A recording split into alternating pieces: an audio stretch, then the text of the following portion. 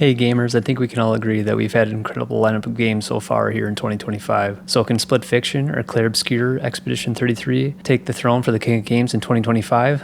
Let's dive in to find out. It's actually criminal that two of the best games I've played in the last several years came out just 49 days apart.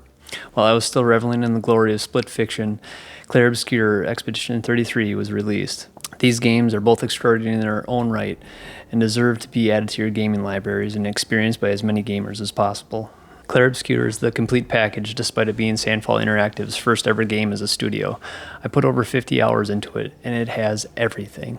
There's a deep, engrossing, emotional roller coaster of a story, a relatable yet diverse cast of characters, an engaging turn-based combat system that'll keep you on the edge of your seat, all set in a beautiful world and thought-provoking music. And you can definitely sink more than the 50 hours I put into it with all the additional side activities to complete.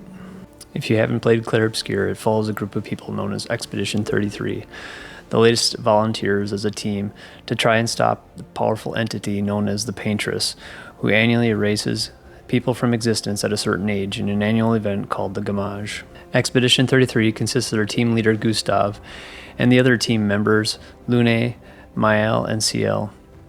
I found myself cheering for and deeply caring about these characters and the others you meet along the way.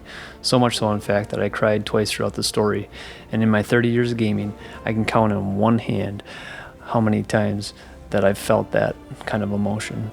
Gustav and Lune are my favorite characters in the game. Gustav is a strong character who essentially views Mael as his little sister and has this responsibility to protect his makeshift family, but he's also a severely broken man who feels the weight of the world on his shoulders and the trauma that the Gamage has put on the world. Lune, on the other hand, is this badass mage who hovers around instead of walking, but is completely curious, very intelligent, and asks 1,000 questions so she can better understand the world. The turn-based combat in this game is unlike any other. I don't prefer turn-based combat very often, preferring more action-oriented games, but this combat system just sucks you right in.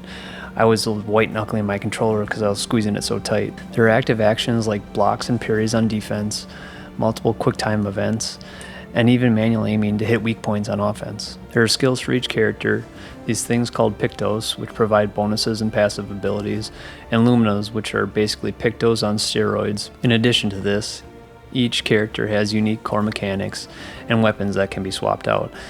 All of these things make for a highly customizable combat system and makes each party member unique. Lune, as an example, has this unique elemental stain mechanic where she generates these stains when she uses some skills and then consumes them to bring down pain on the enemy. The world is beautifully realized with gorgeous graphics, many jaw-dropping environments, and amazing music that you have to see and hear to believe because I can't put it into words. Both the story and combat have a lot of surprises along the way, but I'll let you experience those for yourself. Switching over to Split Fiction, it took my son and I 15 hours for a full playthrough of the main story and side missions in Hazelight Studios' latest game. The majority of the 15 hours was non-stop, action-packed pure entertainment. There was an endless amount of creativity poured into this game, and just when you thought you'd seen everything that they have to offer, it would just throw another surprise at you. This game's exhilarating.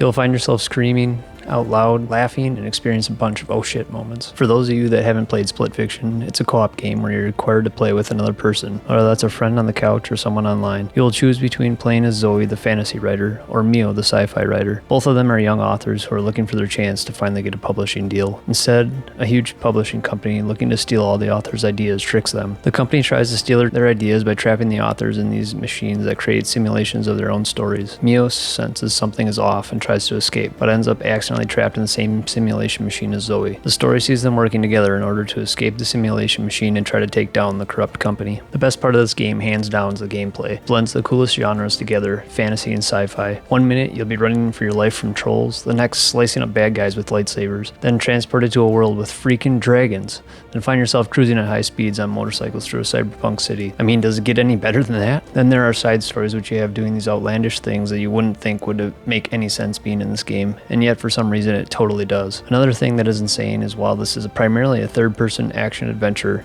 with a lot of platforming elements, you will also be playing a bunch of other types of games, such as a 2D side-scroller, an isometric game, a racing game, an extreme sports game, and even a twin-stick shooter. Just like the main and side stories, you wouldn't think all of these types of games would work in this one game, but somehow they pull it off and blend it all perfectly into a cohesive package. And if that wasn't enough, every single boss battle was incredible and had its own unique mechanics. Not one of them felt the same. The same goes for who you play as. You'll get a completely different experience playing with Mio than you do playing with Zoe, so you could play this game a second time with the other character and it will feel like you're playing an entirely new game. There are also so many creative, cooperative mechanics that cleverly make you help each other. You'll definitely fail with these mechanics throughout your time with the game, but you'll be laughing out loud when it happens, instead of being frustrated. Another unique aspect of this game was just how many different worlds they created that you got to experience. A lot of times I wished I could have spent more time in those worlds, but then you're transported to the next world and that one was just as incredible. Many reviews of this game found the characters and story lacking, but I thought it was actually really interesting, very personal, and really neat to see how Zoe and Mio interacted with one another, grew, and changed throughout the story.